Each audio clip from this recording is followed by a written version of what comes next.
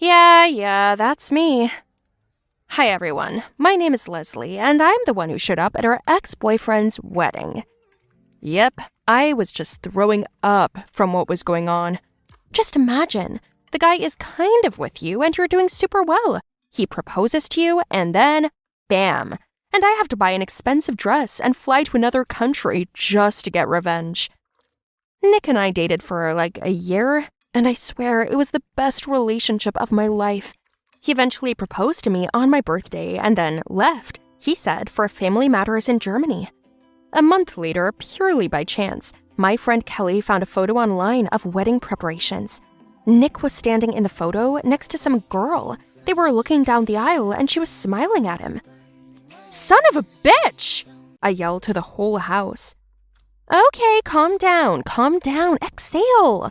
"I'm not going to exhale. How could he? You bastard, I hate him." "What's the plan?" "We're going to Germany." But we didn't have any money, and so began my adventures with Kelly. My trusty friend said she could borrow money from her boyfriend, but he was at work in the mountains right now. He's a geologist. He was out of cell phone range, so we decided to go to him to get the money in person. But it took a long way to get to him, too. First, we took a bus, then we changed to another bus, and then another, and then we had to hitchhike. Exhausted, we stood by the road to hitch a ride. I'm so tired. Have you changed your mind yet? If you don't want to come, then you can piss off. How rude! I'm doing you a favor. I'm sorry. Yeah, you're right. I'm just nervous. I understand. Don't worry about it. Oh, look! There's a car coming! A trucker pulled up next to us. Not good, I thought, but I got in anyway. Behind the wheel was an older man. He often smoked and joked about the roads. All in all, the trip was okay, except for the fact that I got asthma. After an hour, we asked him to stop, but he said he liked our company and would like to take us to lunch. I don't know what came over me, but I felt threatened. I snatched the cigarette from his hands and shoved it under his t-shirt. While he was dancing around and yelling, we got out of the car and ran toward the mountains. After half an hour of walking, Kelly said she wanted to take a break, so I went a little further to look for berries to get something to eat. I found some kind of blueberries, washed them in a shallow river, and brought them to Kelly. We ate some. Kelly laughed at my red mouth after eating the berries. "Shall we take them with us? They're delicious," Kelly said, and we put the berries away in my purse. Finally, we made it to his base after spending the day in the woods. It wasn't hard to get in. The guards were asleep.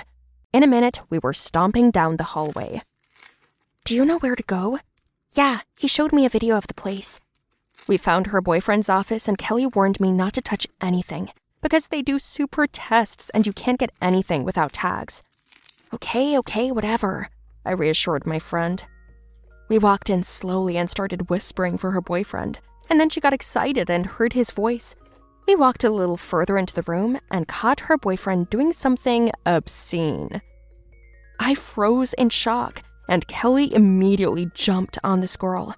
The confused guy started to dress quickly and calm Kelly down, but it didn't work.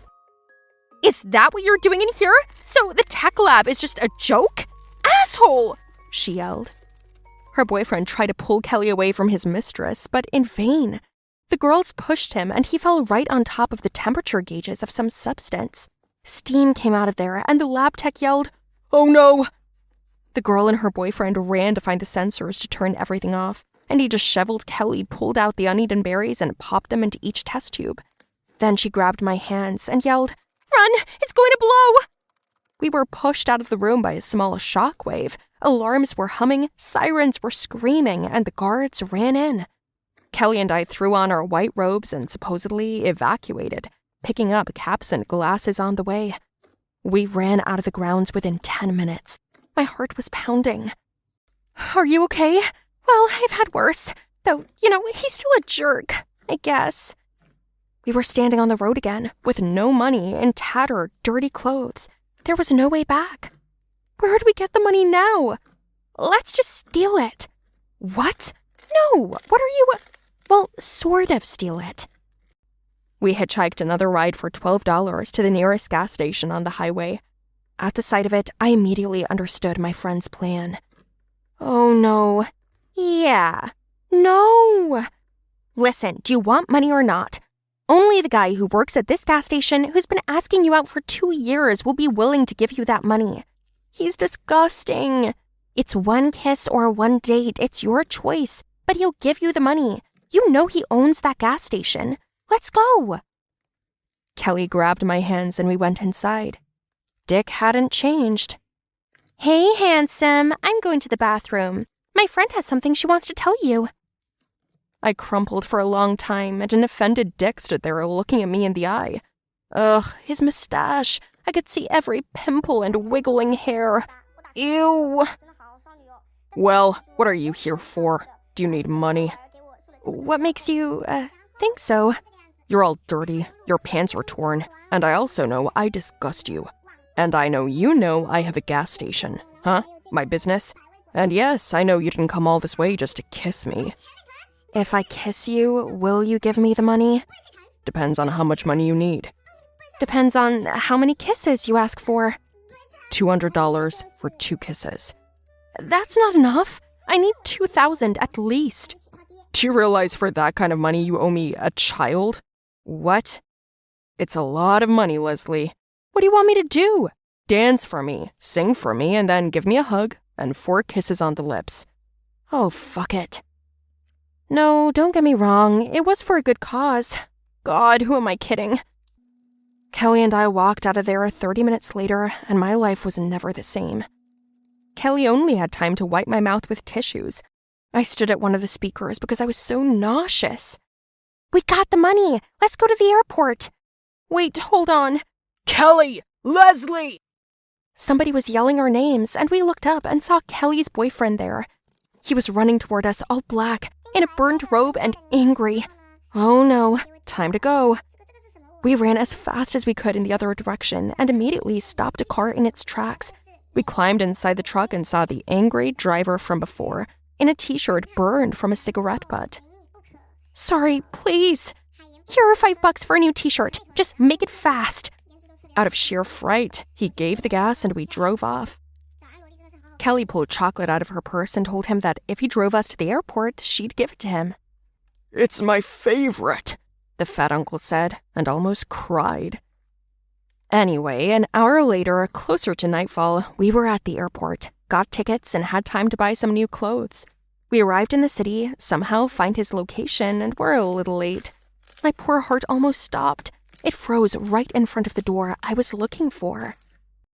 Kelly fixed my hair, wiped the residue from my neck with a napkin, and said, "You look so beautiful." At that moment, I realized what a loyal friend I had beside me. The whole time we were on the road, she hadn't even once said anything about how upset she was about her boyfriend, that she felt bad and hurt as much as I did, and I never even asked. I hugged her and we heard the music start. Everyone applauded. "You have to run. I'll be right here." "Thank you." I opened the door wide and all the guests turned in my direction. I walked in confident, marching in a black dress with beautiful makeup and great hair. I looked at the room, the guests, and then I saw him, my failed fiancé, Nick. Honestly, my heart shook. Our eyes met and I wanted to cry, but a voice in the crowd asked, "Girl, where are you going? Strangers are not allowed in here." "Stranger, huh? I'll show you who the stranger is." I grabbed some flowers by the door, some yellow roses, and ran toward Nick.